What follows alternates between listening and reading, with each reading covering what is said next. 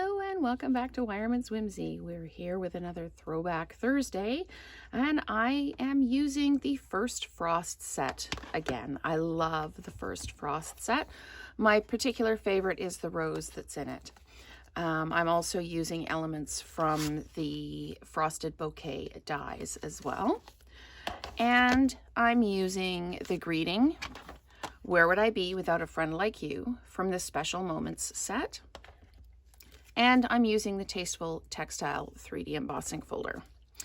So I'm doing this in the polished pink, and the greenery is in Pear Pizzazz.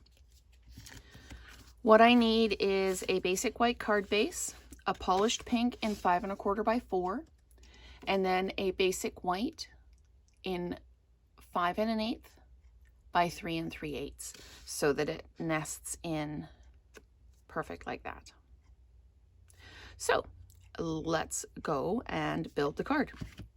I have already cut out the stamped greeting and matted it, and I used the 2 frame dies from the Frosted Bouquet dies. And the die, I've made the roses already, stamped in polished pink and cut out with the die. So I'm just going to pop the dies off to the side, and we can go ahead and start building the card. I took my Pear Pizzazz and I stamped the vines, or the stems and the roses. I'm just going to stamp away to make sure that I've got good coverage, and I do. And so I just kind of came in from the side,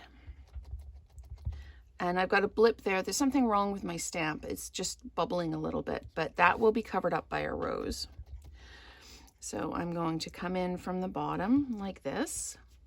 There we go. If I rock the stamp a little bit, you have to be careful rocking stamps because you might end up with that shadow that we don't want around the edge.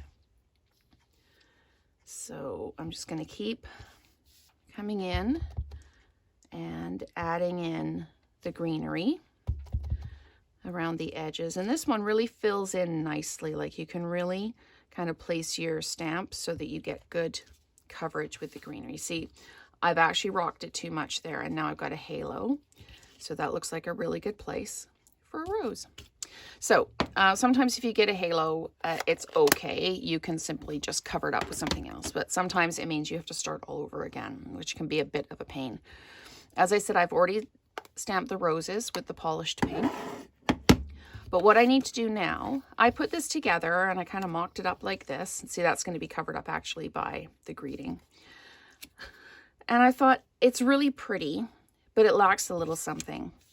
So when I decide it lacks a little something, I go to my embossing folders, because I don't want to necessarily add another element per se and busy up the card. I like white space on a card. But what it means is it just needs that little something. And I get that from the embossing folders. So again, this is the Tasteful Textile 3D embossing folder. I'm just going to run it through the machine. And this one I find on my machine, I need to run it through, and then I need to run it back, because otherwise I get a bit of a flat spot in the middle. Every machine is a little bit different, and you need to work with yours for a while to figure out what you need to do. But if I run it through and run it back, it works really well. Otherwise, I tend to get, this piece just doesn't get enough embossing on it. So let's go ahead and build our layers. I'm just going to use my Stampin' Seal and just run across here and add this on. Now, what happens if you stick something down and you go, oh, it's in the wrong place, or it's a little crooked? Did you know you can take your bone folder, and if you try and peel it up, it distorts the paper and that. You can just slide your bone folder in and give it a bit of a wiggle, and it will actually, you have to do it slowly, but it will actually lift that off with minimal issue. So that's another use for your bone folder, not just making straighter edges, but actually going in and very slowly wiggling your papers apart.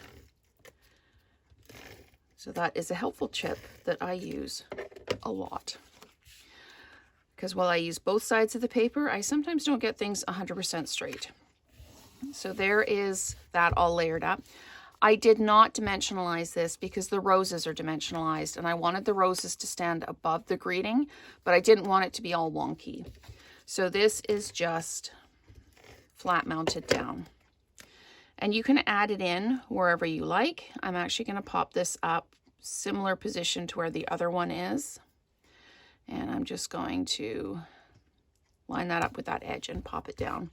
And now all I need to do is I need to strategically add my roses. And I'm kind of adding them where it makes sense for them to be coming off a stem.